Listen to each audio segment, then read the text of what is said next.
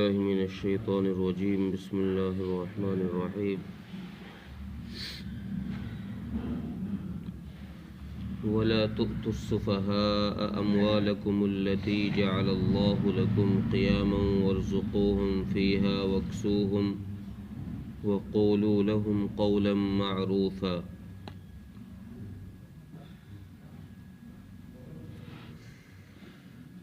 پچھلی آیتوں میں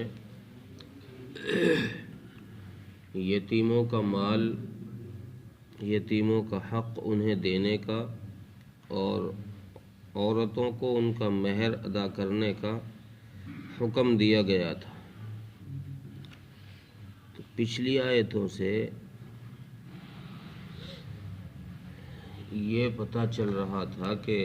یتیم چاہے جیسا ہو، مطلب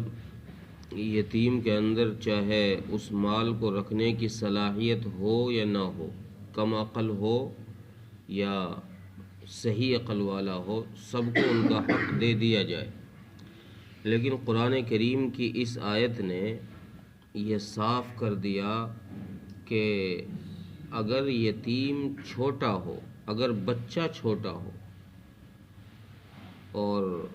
اس کی عقل اس قابل نہ ہو کہ وہ اس مال کی حفاظت کر سکے، وہ نفع نقصان کو سمجھ سکے، صرف یتیم ہی کے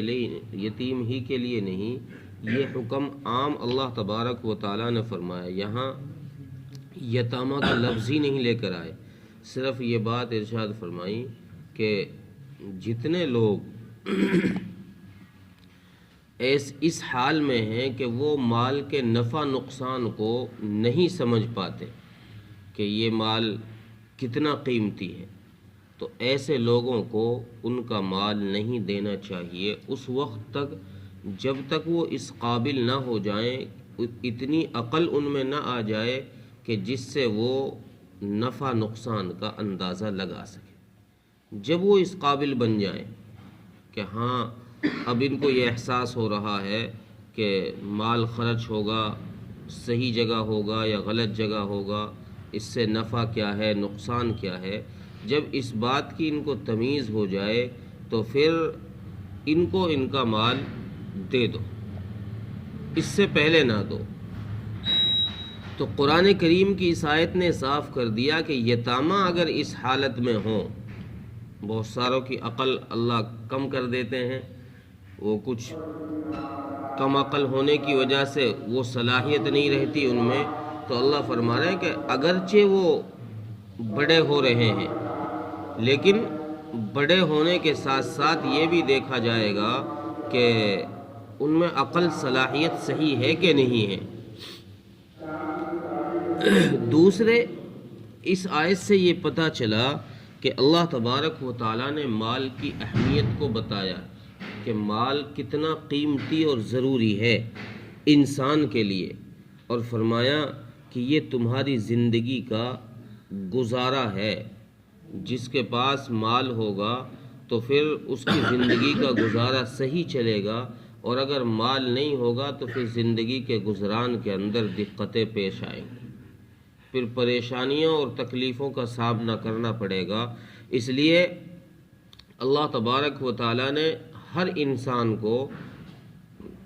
یہ بتایا ہے کہ وہ اپنا مال ایسے نیچے لوگوں کو، جو اس کی چاہے اولاد ہو، چاہے بیوی ہو، چاہے یتیم بچے ہوں، جو چھوٹے ہیں ان سے، تو وہ ان کو اپنے مال کا یا ان کے مال کا ان کو مالک نہ بنائے. کہیں ایسا نہ ہو کہ تو ان کو مال کا مالک بنا دے اور وہ اس مال کو یوں ہی پھر کر دیں چٹکیوں میں، پھر تو محتاج بنا پھرے. اس لیے قرآن کریم نے اس سے روکا ہے کہ ایسے چھوٹے بچوں کو اور کم عقل کو مال کا مالک نہیں بنانا چاہیے، اس مال کو اپنے قبضے میں ہی رکھے. ہاں ان کی تسلی کے لیے دیکھو قرآن کریم نے کتنا اچھا اسلوب اختیار کیا ہے. فرمایا کہ ان لوگوں کی تسلی کے لیے، ان یتیموں کی اور ان کم عقلوں کی تسلی کے لیے ان سے یہ بات کہتے رہو کہ بھائی دیکھو یہ مال تمہارا ہی ہے، یہ مال اپنی اولاد کو بھی یہ بات سمجھاؤ جو چھوٹے ہیں، اور اگر کوئی یتیم بچہ ہے، کم عقل ہے، تو اس کو بھی یہ بات سمجھاؤ کہ بیٹا یہ مال تمہارا ہی ہے، میں تمہاری حفاظت کے لیے اس کی حفاظت میں نے کی ہے تو تمہارے ہی لیے کی ہے، یہ تم کو ہی دینا ہے، لیکن ذرا تم اس قابل بن جاؤ، اتنے بڑے ہو جاؤ، تھوڑے اور بڑے ہو جاؤ، تاکہ تم اس مال کی صحیح سے حفاظت کر سکو۔ اس لیے قرآن کریم نے فرمایا کہ اس مال میں سے ان کو کھلاتے بھی رہو، ان کو پلاتے بھی رہو، اور ان کو پہناتے بھی رہو اسی مال میں سے، وَقُولُوا قَوْلًا مَّعْرُوفًا، اور ان کو بھلی بات بتاتے رہو، اچھی بات ان سے کہتے رہو، تاکہ ان کے دل کو یہ سکون ملتا رہے کہ ہاں بھئی یہ مال میرا ہی، یہ باپ اپنے ساتھ قبر میں نہیں لے کے جائے گا، یہ مال میرا ہی ہے۔ اس لیے ان کو تسلی کی بات کہتے رہو، تاکہ ان کے دل میں یہ تسلی رہے کہ ہاں یہ مال میرا ہی ہے، یہ تو ابا میری ہی حفاظت کی وجہ سے، میرے ہی مال کی سیفٹی کی وجہ سے یہ تدبیریں کر رہے ہیں کہ تاکہ یہ مال ضائع نہ ہو۔ اور دوسری چیز جو اس آیت سے پتہ چلی وہ مال کی اہمیت ہے کہ اللہ تبارک و تعالیٰ نے دل کے اندر اس کی عظمت بٹھانے کے لیے یہ بات ارشاد فرمائی کہ جعل اللہ لکم قیاما، کہ یہ مال تمہاری زندگی کا گزران ہے، زندگی کا سہارا ہے۔ اگر مال ہے تو زندگی پٹری پر ہے، اگر مال نہیں ہے تو پھر زندگی پٹری سے نیچے، تو یہ زندگی کا سہارا ہے۔ اسی لیے رسول اکرم صلی اللہ علیہ وسلم نے احادیث کے اندر یہ ارشاد فرمایا کہ جو شخص اپنے مال کی حفاظت کرتے ہوئے مارا جائے، مال کی حفاظت کی وجہ سے مارا جائے، اس کی جان چلی جائے، مثلا کہیں کوئی ڈاکہ پڑ گیا، چوری ہو گئی، آدمی اپنے مال کی حفاظت کر رہا ہے، کوئی بھی نہیں چاہتا کہ بھئی کوئی میرا مال لے کر چلا جائے، جہاں تک کوشش ہو انسان اپنی جان کی بازی بھی لگا دیتا ہے مال کو بچانے کے لیے۔ تو اللہ کے نبی نے فرمایا کہ اگر کہیں ایسا موقع آ جائے کہ اپنے مال کی حفاظت کی وجہ سے جان گنوانی پڑے، تو اس مال کی حفاظت کی وجہ سے جان گنوانے والے کو شہید کا درجہ دیا جائے، اس مال کی وجہ سے جان گنوانے والے کو شہید کا درجہ دیا جائے گا۔ اور اللہ کے نبی صلی اللہ علیہ وسلم نے پھر ان لوگوں کی تعریف بھی احادیث میں فرمائی ہیں جو حلال طریقے سے مال کماتے ہیں، حلال روزی کماتے ہیں، ان کی تعریف بھی حدیث میں فرمائی ہے کہ یہ لوگ خوش نصیب ہیں اور ان پر اللہ کا وبال نہیں ہے، اللہ کی پکڑ نہیں ہے، گرفت نہیں ہے اللہ کی ان لوگوں پر جو لوگ حلال طریقے سے مال کماتے ہیں اور حلال جگہ ہی اس کو خرچ کرتے ہیں۔ ہاں، مال باعث عذاب اس وقت بنتا ہے، باعث عذاب اس وقت بنتا ہے مال جب انسان اس مال کو کمانے میں بھی حلال حرام کی تمیز نہ کرے کہ بھئی بس مال آنا چاہیے، کہیں سے بھی آ جائے، ایک کے دو ہونے چاہیے، حلال طریقے سے ہوں یا حرام طریقے سے ہوں، کسی کا حق مار کر کے ہوں یا سود اور بیاج لے کر کے ہوں، بس ڈبل ہونے چاہیے۔ جب انسان حاصل کرنے میں حلال حرام کی تمیز نہیں کرتا اور اسی طریقے سے خرچ کرنے میں جائز ناجائز کو نہیں دیکھتا، تو پھر اللہ تبارک و تعالیٰ کی اس مال پر بڑی سخت وعیدیں ہیں۔ پھر فرمایا کہ یہ مال قیامت کے دن اس کو گنجا سانپ بنا کر کے اس کے گلے میں ڈالا جائے گا اور اس کے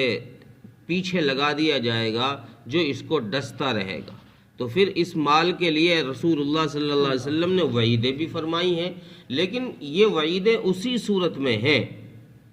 جس صورت میں کہ مال کو حلال طریقے سے کمایا نہ جائے۔ اگر حلال طریقے سے مال کمایا جائے گا اور اللہ کے احکامات کو پورا کیا جائے گا تو پھر یہ مال ہلاکت کا سبب نہیں بنے گا۔ پھر اللہ کے نبی نے فرمایا کہ یہ آدمی خوش نصیب ہے جو مال کمانے کے ساتھ ساتھ اللہ کے احکامات کو بھی پورا کر رہا ہے، اللہ کے حکم بھی پورا کر رہا ہے اور دنیا کا مال و متاع بھی کما رہا ہے حلال طریقے سے، یہ آدمی خوش نصیب ہے۔ تو اس آیت کے اندر اللہ تبارک و تعالیٰ نے مال کی اہمیت کو بھی بتایا ہے، اور اس کی عظمت کو دلوں کے اندر بٹھایا ہے، اور یہ فرمایا کہ تم اس مال کو اپنے بچوں کو، زیادہ چھوٹے بچے کم عمری میں باپ بیٹوں کو وارث بنا دیتا ہے، بھئی چلو اب تم جانو، تمہارا کام جانے۔ اب باپ 1-1 روپے کے لیے محتاج ہو رہا ہے کہ یار بیٹا دے دے 10 روپے تو میں بھی ذرا چائے پی لوں، کہیں جا کے کوئی چیز لے آؤں، باپ اس کے لیے ترس رہا ہے۔ تو قرآن کریم نے اس سے روکا ہے کہ نہیں، اتنی چھوٹی عمری میں تم ان کو مال کا مالک نہ بناؤ کہ تم خود محتاج بن کے بیٹھ جاؤ۔ جب وہ بڑے ہو جائیں، اس قابل ہو جائیں کہ ہاں اب یہ سارا کام سنبھال سکتے ہیں، تو ان کو اس کا وارث بنا دو، چاہے وہ یتیم ہو۔ حضرت ابن عباس رضی اللہ عنہ کی یہی تفسیر ہے اس آیت کے بارے میں۔ وہ فرماتے کہ اس آیت سے صرف یتیم مراد نہیں ہے، اس آیت سے عام بچے مراد ہیں، خواہ یتیم ہوں یا اپنے ہوں، سب مراد ہیں۔ اگر ان کو کم عمری میں تم نے مال کا وارث بنا دیا تو وہ چونکہ ان کو نفع نقصان کا علم نہیں ہے، اس لیے وہ مال یوں ہی چٹکیوں میں اڑائیں گے، اور پھر تم کو ذرا سے دن میں تم کو وہی بھوکا کنگال کر دیں گے، پھر تم محتاج بن کے رہ جاؤ۔ اس لیے مال کو صحیح عمر میں بچوں کو مال کا وارث بناؤ، جب ان کو صحیح غلط کی تمیز ہو جائے۔ ترجمہ دیکھیں، وَلَا تُؤْتُوا السُّفَهَاءَ أَمْوَالَكُمُ الَّتِي جَعَلَ اللَّهُ لَكُمْ قِيَامًا، اور نہ دو کم عقل لوگوں کو تم اپنے اس مال کو جس کو اللہ تبارک و تعالیٰ نے تمہاری زندگی کا سہارا بنایا۔ وَارْزُقُوهُمْ فِيهَا وَاكْسُوهُمْ، لیکن اس میں سے ان کو کھلاتے بھی رہو، ان کم عقل لوگوں کو کھلاتے بھی رہو اور ان کو پہناتے بھی رہو۔ وَاكْسُوهُمْ، ان کے کپڑوں کا انتظام بھی کرو۔ یہ نہیں کہ وہ ایک ہی کپڑوں میں پہنے پھر رہے ہیں، ان میں کئی تھیگڑے لگے ہوئے پھٹے پڑے، حالانکہ تم خوب مالدار ہو۔ ان کو پہناتے بھی رہو۔ وَقُولُوا لَهُمْ قَوْلًا مَعْرُوفًا، اور ان سے نرم بات ایسی کہتے رہو کہ ان کو یہ تسلی رہے کہ ہاں یہ ابا ہم کو ہی دے گا، یہ مال ہم کو ہی دے گا۔ وَقُولُوا لَهُمْ قَوْلًا مَعْرُوفًا، اور یہ مال ان کو نرم بات کہتے رہو، اچھی بات کہتے رہو۔ اللہ تعالیٰ ملک توفیق۔